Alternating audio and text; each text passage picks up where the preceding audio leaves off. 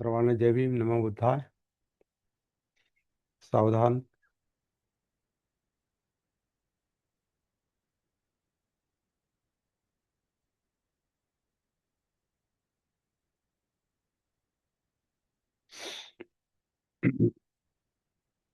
आजकाल आपण अष्टांग मार्ग पाहत असलो तरी अनेक दिवसांपासून आपण जो सप्तबुद्ध्यांगांचा अभ्यास करतोय,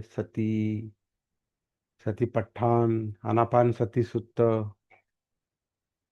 याचा जो अभ्यास करत आलेलो आहोत आणि सतीच्या जागृतीच्या अभ्यासाबरोबरच आपण वेगवेगळे अभ्यास घेत चाललेलो आहोत. आणि बऱ्याच प्रकारचे अभ्यास घेतले आपण. नुसतंच आपण धम्मपद पण पूर्ण केलं. त्यातल्या फक्त 2-3 शेवटचे 2-3 वग्ग आपल्याला ते चालू ठेवणं योग्य वाटलं नाही अभ्यास तो, म्हणून तो बंद केलाय. पण तो संपला नाही आणि तो संपणार पण नाही.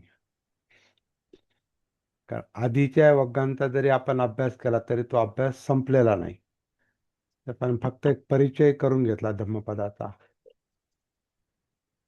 सप्तबुद्ध्यांग हा तर अभ्यास वारंवार चालूच आहे. तो आपल्या प्रॅक्टिसचा पण भाग आहे. आनापानसतीची भावना महाफलदायक होते.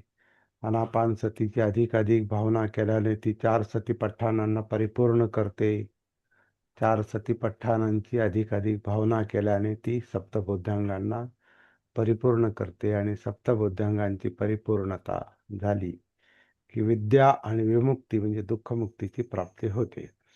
हे सूत्र आपल्या प्रॅक्टिसचं सूत्र आपण बनवलेलं आहे. म्हणजे मी तरी बनवलेलं आहे. तुम्ही बनवलंय की नाही मला माहिती नाही, परंतु त्याचा आपला अभ्यास हा निरंतर चालूच आहे. तो थांबणार नाही. बाकी त्याच्यामध्ये काही ॲडलेस जरी झालं, बाकीचे विषय आले तरी तो अभ्यास आपला थांबता कामा नये. म्हणजेच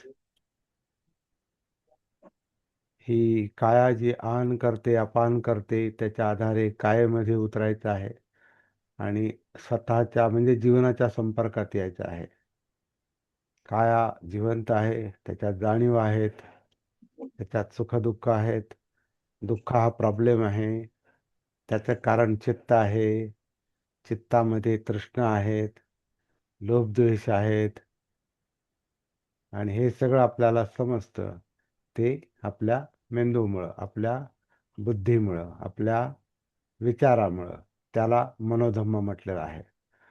आणि तिथपर्यंत आपण पोहोचलो, मनोधम्मांपर्यंत आपण पोहोचलो की मग आपल्याला पुढचं सगळं थोडं थोडं थोडं थोडं ज्ञान होत जातं.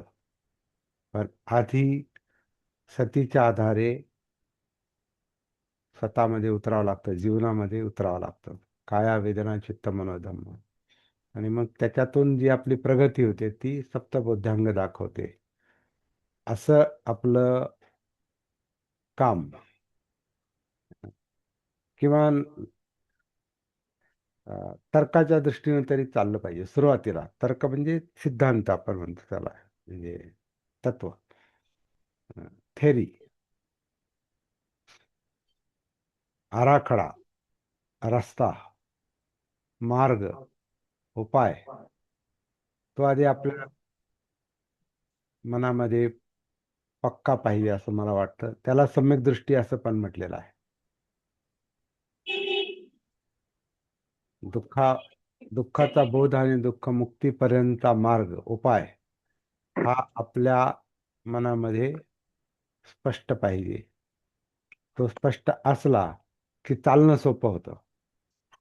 जसं आपल्याला एखाद्या शहराचा रस्ता माहिती असेल, गावचा रस्ता माहिती असेल, जिथं आपल्याला जायचं ती वाट आपल्याला माहिती असेल, मग ती मॅपद्वारे असो, नाही तर कोणी सांगितलेले असो किंवा स्वतः शोधलेले असो, वाट माहिती असली चालणं सोपं होतं. वाटच माहिती नसेल, चालणं मग शोधा आणि चाला, शोधा आणि चाला. म्हणजे चालायला सुरुवात करायची, शोधायचं आणि पुढं चालायचं, शोधायचं आणि पुढं चालायचं. आणि हाच एक खरं म्हणजे उपयुक्त मार्ग आहे. चालायला सुरुवात करा, थोडंसं माहिती करून घ्यायचं आणि चालायला सुरुवात करायची. कारण सगळंच आधी माहिती होऊ शकत नाही. थोडासा रस्ता, थोडंसं त्याचं एक काय म्हणतात, जुजबी माहिती, एक नकाशा म्हणू शकतो आपण, आपल्या मनातला नकाशा. तर तो मनातला नकाशा जो आहे तो आपल्या मनात असेल, तर मग हे शरीर, ही पावलं त्या दृष्टीनं पडायला सुरुवात होते. आधी मॅप, मनातला मॅप हा आपला आधी व्यवस्थित पाहिजे. म्हणून अभ्यास असतो थोडा. पण अभ्यासातून होणारं ज्ञान म्हणजे ध्येयाची प्राप्ती असं नाही. म्हणजे उपाय माहिती असला आणि तो उपाय वापरला नाही, तर त्याचा काही उपयोग नाही. आजारावरची औषधं डॉक्टरांनी दिलेली आहेत आणि ती आपण घेतलीच नाही. म्हणजे बुद्धांनी आपल्याला जे काही सांगितलंय, एक तर त्याचा अभ्यास करून ते माहिती करून घ्यायचं. आधी आपला आजार ओळखावा लागतो. हे सगळ्यात महत्वाची गोष्ट आहे.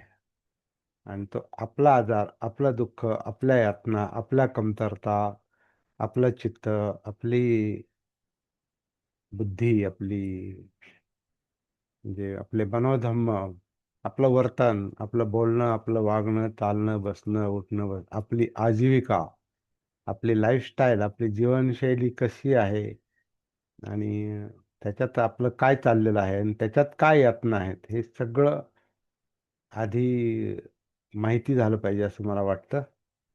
आणि त्याच्यासाठी आपण आधी सतीचा अभ्यास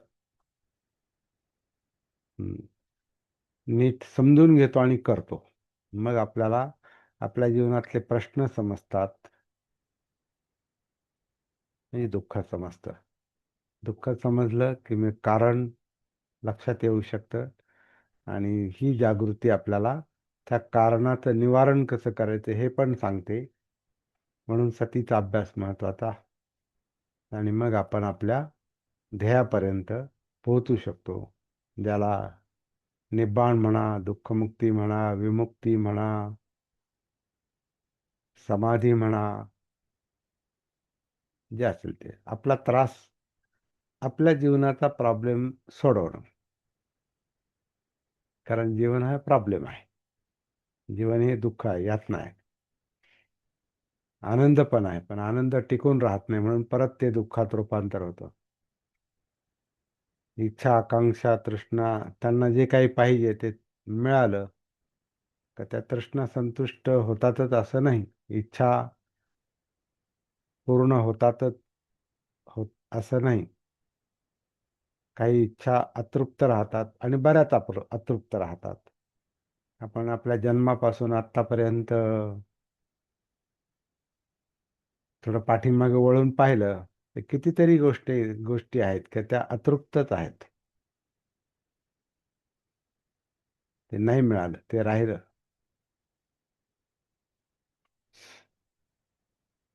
परिस्थितीमुळे असेल, गरिबीमुळे असेल, आई-वडिलांच्या काय म्हणतात दुर्बलतेमुळे असेल, त्यांना ती तेवढी समज नसल्यामुळे आपलं बालपण अपूर्ण राहिलं असेल, बऱ्याच गोष्टी राहिल्या असतील, शिक्षण अपूर्ण राहिलं असेल, गरिबीमुळे विवंचना असेल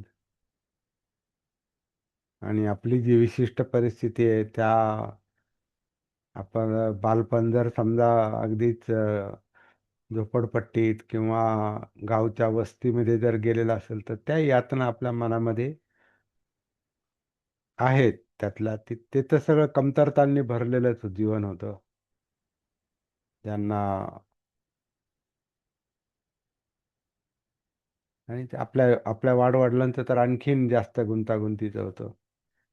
आणि त्या त्या आई वडिलांनी वडिलांनी आपलं संगोपन केलेलं आहे आणि त्याच्यामुळे त्याचे संस्कार आपल्यावर डायरेक्टली इनडायरेक्टली पडतातच आणि ते बहुतेक सगळे त्रासदायक असतात.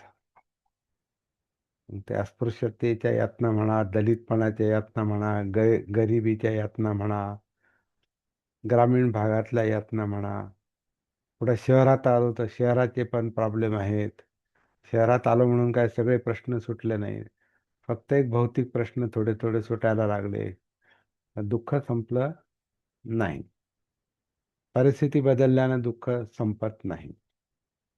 परिस्थिती बदलल्याने फक्त काही इच्छा आकांक्षा पूर्ण होतात, पण ते परिपूर्ण होत नाही. सगळ्यात संपत नाही कधी. अतृप्तता फार मोठी असते आणि ह्या ज्या अतृप्त इच्छा असतात, ह्या अतृप्त संस्कारांच्या रूपाने आपल्यामध्ये दडपलेले असतात आणि ते अजागृत मनामध्ये असतात, अनकॉन्शियस माइंडमध्ये असतात आणि अजागृत मनामधल्या त्या अतृप्त इच्छा तृष्णा याच आपल्याला जास्त त्रासदायक असतात आणि तो त्रास का आहे हेच कळत नाही. का? आपण आपल्या संपर्कात नाही, आपल्याला आपली सती नाही, जागृती नाही. त्यामुळे त्या सुप्त मनामध्ये, अनकॉन्शियस माइंडमध्ये, अजागृत मनामध्ये जे काही बीज दडलेली आहेत, संस्कार, जी बीज दडलेली आहेत ती मेमरीच्या रूपानं अं, पण सगळ्यात मेमरी आपल्याला आठवत नाहीत, परंतु ते संस्कारांच्या रूपानं ते त्यांचं आतल्या आत कार्य चाललेलं असतं. म्हणून आपल्याला कधी कधी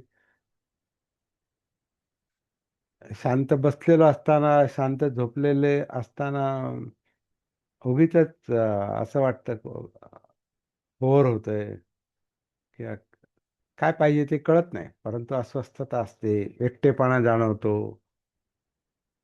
भीती जाणवते, चिंता असतात. का? ते नाही कळत, पण असतात. काहीतरी असतं. जेव्हा आपण आपल्या संपर्कात येतो तेव्हा ते कळतं आणि आपण उंबऱ्याच्या बाहेर राहिलो की मग ते विसरतो. पण कधीतरी उंबऱ्याच्या आत यावंच लागतं. आपल्याला आपल्या घरात यावं लागतं. म्हणजे स्वतःमध्ये यावंच लागतं कोणत्या ना कोणत्या निमित्तानं. नेहमीच आपल्याला बाह्य जग नेहमी आपल्या संपर्कात असेल असं नाही. नेहमीच काहीतरी मिळेल, नेहमीच काहीतरी आपल्याला रिझवणारी, आपलं रंजन करणारी परिस्थिती असेल, माणसं माणसं असतील, माणसं भेटतील किंवा मनोरंजन चालू राहतील किंवा पाहिजे तिकडं आपल्याला फिरता येईल, पाहिजे ते वाचता येईल, पाहिजे ते करता येईल असं नेहमीच होत नसतं. त्याच्यामध्ये बऱ्याचदा अपयशच असतं आणि ते अपयश म्हणजे आपल्या अतृप्त इच्छा, ज्या आपल्या यातनांचं, डिस्टर्बन्सचं, चित्त विचलित होण्याचं कारण असतात. म्हणून आपल्याला मध्येच बोर होतं, मध्येच काय म्हणतात करमत नाही आणि भीती असेल काय असेल ते प्रत्येकाने आपल्यामध्ये डोकावून पाहावं. म्हणजे त्या वेळेला आत्ता लगेच सगळं नसणार आहे, ते कधीतरी ते मध्येच मध्येच उद्भवतं. ते असं हे अंतरंगातलं, अंतर्मनातलं, उंबऱ्याच्या आतलं काम हे असं जे चाललेलं आहे त्याचं भान पाहिजे, त्याची सती पाहिजे, असा आपला विषय आहे सर्वसाधारणपणे. आणि ती प्रॅक्टिस आपली निरंतर चालू पाहिजे आणि बाकीचे अभ्यास जे आहेत हे आपण सपोर्ट म्हणून, एक माहिती म्हणून, अभ्यास म्हणून आपण करतोय. सध्या आपण अष्टांग मार्गाचा अभ्यास करतोय आणि अष्टांग मार्गाचा आपण थोडंसं नुसतंच आपण क्रमानं चाललो नाही. ही सम्यक दृष्टी आहे आणि ही सम्यक संकल्प आहे, आणि सम्यक वाचा आहे, आणि सम्यक कर्मांत आहे, आणि सम्यक आजीविका आहे, सम्यक व्यायाम आहे, सम्यक सती आहे, सम्यक समाधी. असं नाही चाललो आपण. हे आपलं पाठ झालंय, आता माहिती आहे, बऱ्याच लोकांना माहिती आहे. अष्टांग मार्ग माहिती नाही असं त्या इथून पुढे फार कमी लोक असतील का त्यांना माहिती नाही. कुठल्या ना कुठल्या निमित्तानं ते आपल्या कानावर पडतं. त्याचा आपला त्याची त्या आठी अंगांची माहिती आपल्याला असते.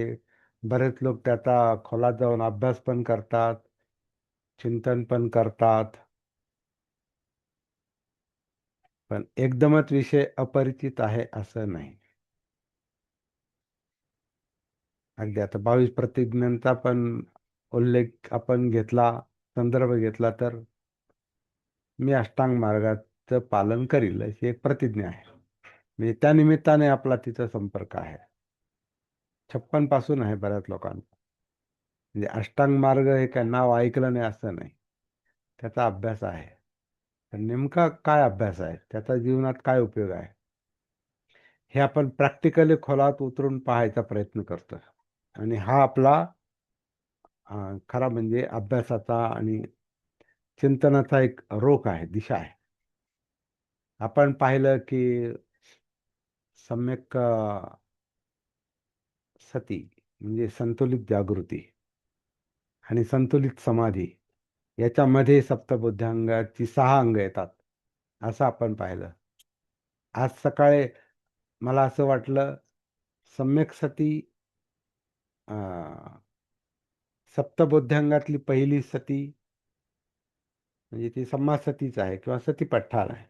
आणि दुसरा अंग धम्म विषय आहे. म्हणजे सती आणि धम्म विषय. तर धम्म हा सतीपठ्ठानातलं चौथी स्टेप आहे. म्हणजे सती आणि धम्म विषयामध्ये सतीपठ्ठान येत आहे, असं पण आपल्याला त्याचा अभ्यास करता येऊ शकतो. सगळं उलट सुलट थेरी प्रॅक्टिस हे सगळ्याच गोष्टी प्रॅक्टिस करता करता लक्षात येतात. आधी आपली व्यक्तिगत प्रॅक्टिस क्लिअर झाली पाहिजे, हे पहिलं महत्वाचं आहे. आपली व्यक्तिगत प्रॅक्टिस आधी क्लिअर चालली पाहिजे आणि त्याच्यात सातत्य पाहिजे, हे पहिली महत्वाची गोष्ट आहे. आणि मग त्याच्यात हे बाकीचे अभ्यास आपल्याला त्याचं स्वरूप लक्षात येत जातं. कारण बुद्धांचा अभ्यास म्हणजे बुद्ध धम्माचा अभ्यास म्हणजे काही एकच अभ्यास नाही. आपल्याला माहिती आहे, त्रिपिटक म्हणजे 3 पेटारे आहेत आणि पेटारे आता लिमिटलेस होत चाललेले आहेत, अमाप. त्याच्यात आणखीन काय काय येऊन पडेल याची काही गॅरंटी नाही, याची काही सीमा नाही. त्याचे अनेक अनुवाद होत राहतील, त्याच्यावर अनेक लोक लिहितील. आणि आपल्याला पण व्यक्तिगत पातळीवर काही गोष्टी समजायला सुरुवात होईल, त्या पण आपण लोकांना सांगत राहू.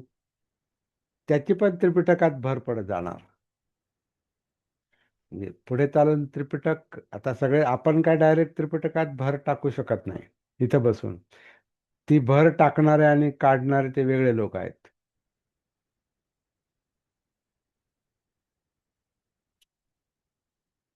त्याच्यात आपला सहभाग असू शकतो इनडायरेक्टली, नाही असं नाही. पण ते एक वेगळंच अं, बुद्ध धम्म संघातला तो संघ एक वेगळंच काम काम चालतं त्याचं. 2500 वर्षामध्ये ते काम चालत आलेलं आहे. आणि त्याच्यामुळं मूळ बुद्धांच्या शिकवणीमध्ये बरीचशी सरमिसळ झालेली आहे. आणि सरमिसळ झाल्यामुळं आपल्यापर्यंत प्युअर बुद्ध, प्युअर धम्म हा येणं शक्य नाही. ते आपल्याला शोधावं लागतं. हा बाबासाहेबांचा संदेश आहे आणि संकेत आहे. म्हणून ते म्हणतात की पुनरावलोकन करा, चिंतन करा, चर्चा करा, म्हणजे मूळ बुद्ध शोधा. आणि तो कशाच्या आधारावर शोधू शकतो? फक्त डोक्याच्या आधारावर नाही, प्रॅक्टिसच्या आधारे. मुळात आपण आपल्या जीवनाचा प्रश्न हातात घेतलाय का? तेच लोक तो प्रश्न आपला प्रश्न हातात घेतला तर बुद्धाचा संशोधनाचा, बुद्ध धर्माच्या संशोधनाचा मुद्दा ते लोक हातात घेतील. बाकीचे लोक फक्त अभ्यास करतील, वाचन करतील, ऐकतील. पण संशोधन हे जागृत लोकच करतील, म्हणजे जे सतीचा अभ्यास करतील, असं मला वाटतं. ही माझी व्यक्तिगत मत आहे.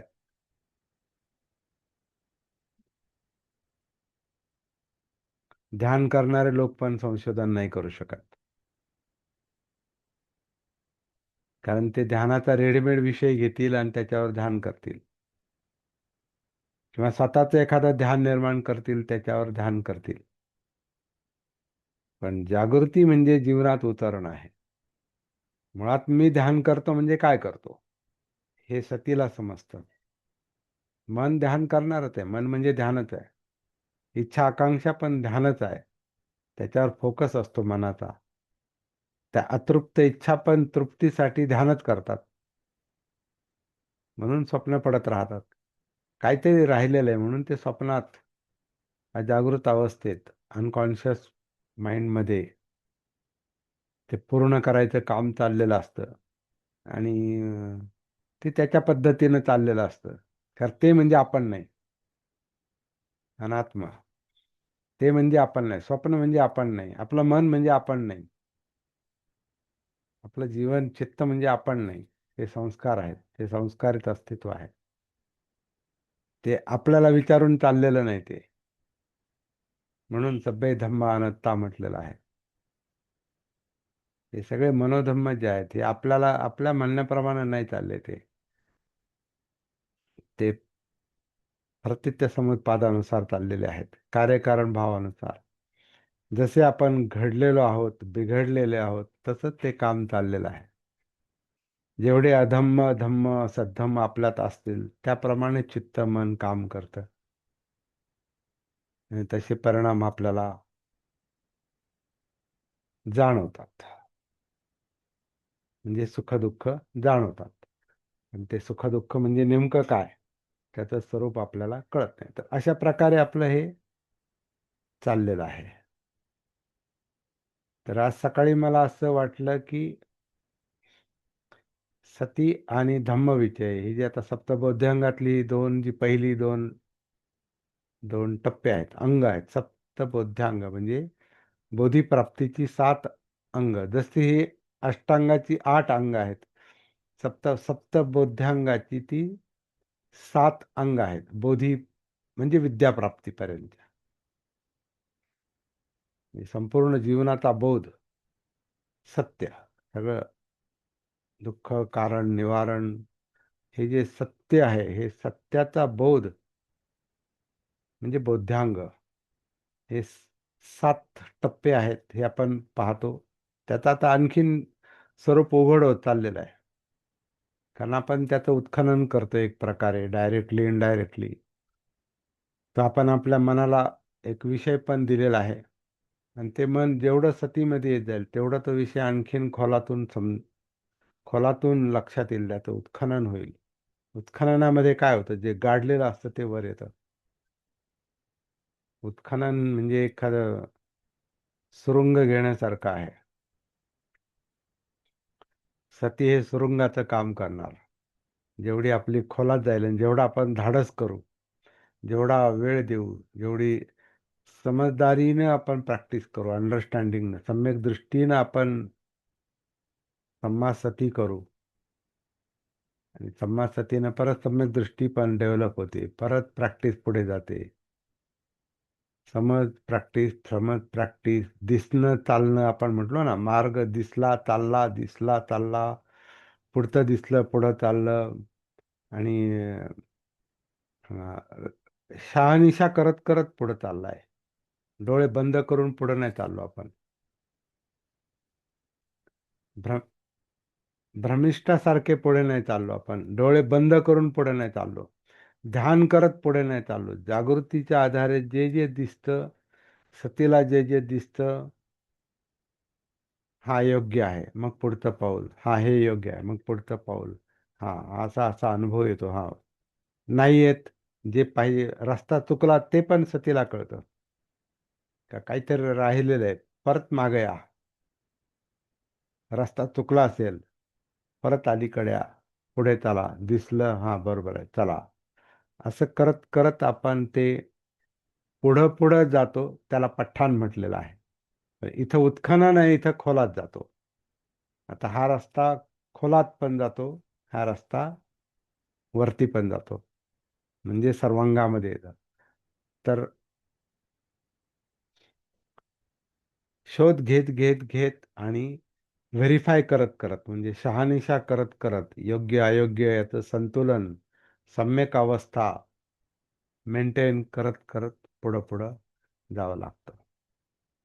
हा धम्मविजय जो चाललेला असतो ना, सती आणि धम्मविजय, सती आणि धम्मविजय, याच्यामध्ये पुढं गेलं आणि दिसलं, पुढं चालला, पुढचं दिसलं, हे सम्यक दृष्टीसारखं आहे. सम्यक दृष्टी ही एकदम नाही येत, ती थोडी थोडी येत जाते आणि मग ती संतुलित बनते. आणि थोडी थोडी ती मिळत जाते.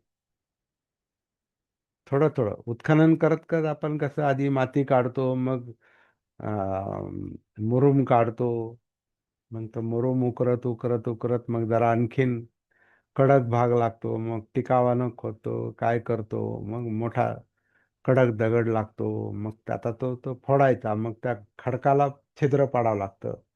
म्हणजे पूर्वीची पद्धत जी होती ती, त्याला असं पहारीनं त्याला असं खोल हे घ्यायचे, मग त्याच्यात तो बार भरायचा, म्हणजे काय म्हणतात त्याला, दारू भरायची ती, म्हणजे सुरुंगाची दारू, ती त्याच्यात भरायची, त्याच्यात वात असते.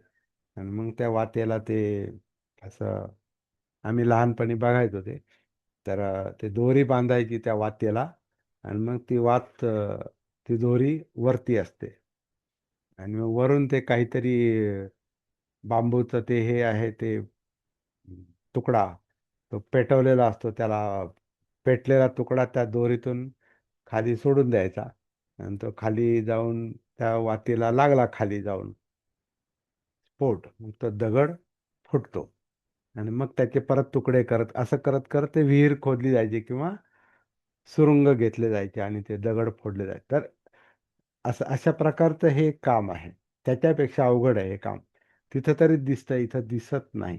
इथं फक्त जाणीवा, वेदना, फिलिंग, याचा याची सती, म्हणून हा वेदनांचाच अभ्यास आहे सगळा, जाणीवांचा. वेदना म्हणजे दुःख नाही फक्त. दुःख हा मुख्य प्रश्न आहे, परंतु त्याच्या सुख दुःख दोन्ही पण येतात, आणि जे जाणवत नाही त्या मूर्छित जाणीवा पण आहेत. अशा अशा प्रकारचं हे काम आहे. ते सती धम्म विचयामध्ये सम्यक दृष्टी पण डेव्हलप होत जाते. जसजसं दिसत जातं, यश येत जातं, तसतसा संकल्प पण मोठा होत जातो. आपली वाणी पण त्यानुसार बदलते. आपण पूर्वी अज्ञानात जसं बोलतो, मोघम बोलायचो, काहीही बोलायचो,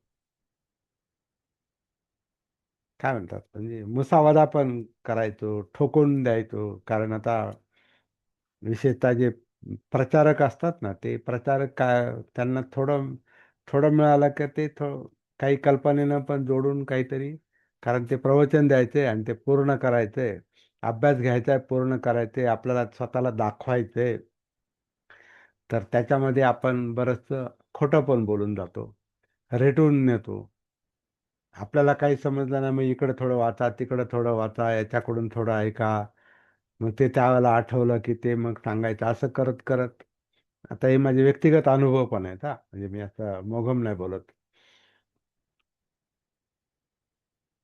43-44 वर्षाचा अनुभव हा असा आहे.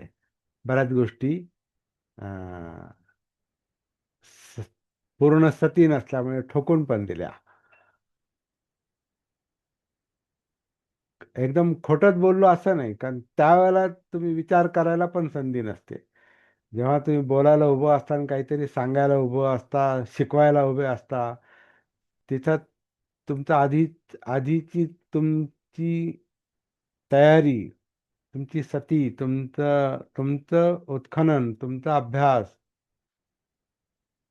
तुमची दृष्टी जर व्यवस्थित डेव्हलप झालेली नसेल, आणि तुम्ही बोलायला उभे राहिलेले असाल, सांगायला उभे राहिलेले असाल, तिथं तुम्हाला ती अभ्यासाची वेळ नसते, ती सांगण्याची वेळ असते. आणि मग जसं असतं तसं आपण बोलतो. त्याच्यामध्ये कितीतरी त्रुटी असतात आणि मग तिथं त्रुटीसकट ते सांगावं लागतं. मग ठोकून द्यावं लागतं. काही गोष्टी कल्पनेनं जोडतोड होते. हे डोकं म्हणजे लॉजिक तर्क जो आहे तो तर्क काम करतो. मग काहीतरी इकडचं तिकडचं सांगतो. मग हे जोडा, ते जोडा, ते असं असं आपलं चाललं जातं. परंतु खरं सत्य मांडण्यासाठी आपल्याला आपली सती ही फार विशाल बनवावी लागते. सतीतूनच धम्मविजय होतो. म्हणजे धम्मच समजतो. आणि धम्मापर्यंत पोहोचण्यासाठी आपल्याला कायेत उतरावं लागतं, जाणीवा, चित्त आणि मग धम्म. असा तो प्रवास आहे. तर सप्तबुद्ध्यांगांची पहिली जी 2 अंग आहेत त्याच्यामध्ये मला अष्टांग मार्ग पण दिसला. सतीतून धम्मविजय. म्हणजे दृष्टी, मग संकल्प, वाणी, कर्मांत हे धम्म जसजसे समजत जातात, तसतसे बदलत जातात. आपली आजीविका, जीवनशैली तेव्हाच बदलते जेव्हा आपल्याला धम्म समजतात म्हणजे अंतरंग समजतं.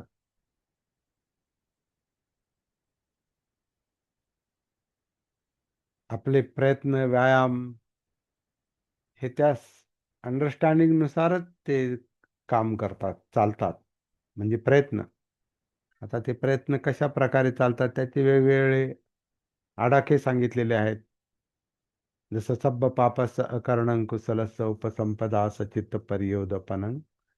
हे सम्यक व्यायामातला एक भाग आहे, की पाप कर्म करायचं नाही.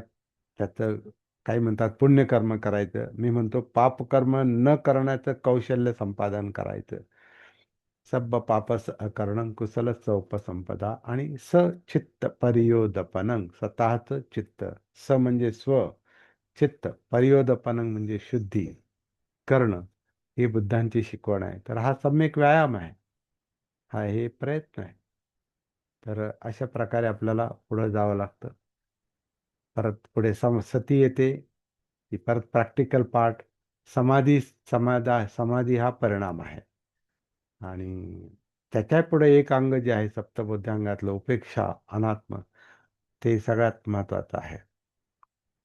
कारण हे सगळं ज्ञान झालं, जमायला लागलं, तर तो अहंकार पण बनू शकतो. आणि आपण त्याच्यात अडकून जाऊ शकतो. म्हणून अनात्मबोधामुळेच विद्या आणि विमुक्ती आहे. असा हा बुद्ध धर्माचा मार्ग ह्या पद्धतीनं पाहिलं तर आपल्याला दिसतो. आज आपण सप्तबुद्ध्यांग आणि अष्टांग मार्गाची वेगळ्या पद्धतीने थोडीशी तुलना केली.